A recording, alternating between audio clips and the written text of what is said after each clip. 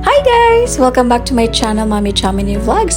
So for today's video, tayo po ay mamamalengke worth of 1,000 peso bill. So, bago tayo mamalengke, magme-merienda muna tayo kasama si Habi at kasama ko rin siya mamalengke. Lots of joy you make me feel when I'm inside your universe. Dito lang kami nagmerienda, malapit lang sa lugar namin. So parang mga 2 kanto lang. So umorder ako dito ng hot cake, 2, tig-isa kami ni husband. At si husband naman ay halo-halo. So masarap naman siya. Gusto-gusto ko to yung mga ganitong klaseng hot cake. And then ayan po yung halo-halo. Worth it na talaga tong 30 pesos kasi parang 1/4 na lang.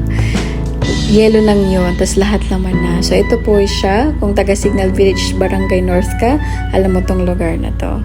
So, ayan, kami po ay naglalakad na with holding hands pa nga. Papunta na po kami sa palengke. At yung palengke na yun ay tinatawag na Pag-asa. Sa Pag-asa, or in English, Hope.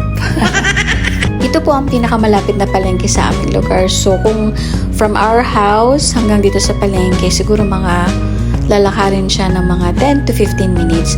Kung mabilis na bilis ka, siguro mga 8 minutes, mga ganyan. Siyempre, dahil kabisado mo na ang mga bilihan dito sa palengke, alam mo na kung saan ka pupunta, saan yung medyo may mura. Totoo yan kasi minsan, kahit na iisa sila ng lugar, may mga mahal pa rin. Itong area na to medyo mura dyan at mga tumpok ang binibigay nila. So, nag-start na kami bumili. Ayan. So, ito suki ko na talaga sila. Pero wala dyan yung tindera na laging pinagbibilhan ko. So, dito ako bumibili ng mga basic na gulay, sibuyas, bawang, kamatis, luya, patatas, carrots, sayote. Pati na rin yung talong. Kung meron silang magandang ampalaya, dyan na rin ako bumibili. Ayan, so nabariyahan na nga yung ating 1,000. Tapos after nyan, katabi lang yan yung bilihan ko ng tilapia. So bumili rin kami ng tilapia dyan. So 2 piraso na malaki, pinahati ko na lang sa 4. Tapos bumili rin ako dyan ng 1 bangus, pinahati ko sa 6. So yung kaharap nyan, tindahan naman ng baboy at saka ng manok. So bumili muna ako ng pork chop, 3 piraso lang. Tapos ito na yung binili kong manok at pinahiwa ko na ng pang-adobo. So ito na po yung mga nabili namin guys. Sobrang mabilis lang talaga kaming mamalengke. Sobrang thankful ako dahil yung asawa ko, lagi ko siyang kasama kapag namamalengke kami. Ever since, simula nung bago kaming kasal hanggang ngayon, pag meron siyang time, sasamahan niya talaga ako.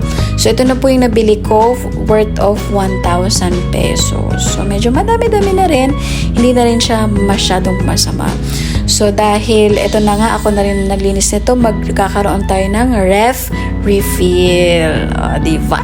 So ayan po yung ref namin, maliit lamang po siya. At itong ref namin ay senior citizen na yan. Yan po ay 12 years na, to 13 years na siya ngayong taon. Kasabay po namin yan kasi regalo yan ng mama ko nung bagong kasal kami. So ayan, kung mapapansin niyo, puro gulay, puro prutas, at puro itlog ang laman ng aming ref. O ayan, nilagay ko na yung mga itlog. Favorite ko talagang itlog kasi ang itlog ay mabilis itong maluto at saka parang alam nyo yun, parang plug and play na lang namin yan kapag nagugutom, kapag kailangan kumain ng almusal. O, diba?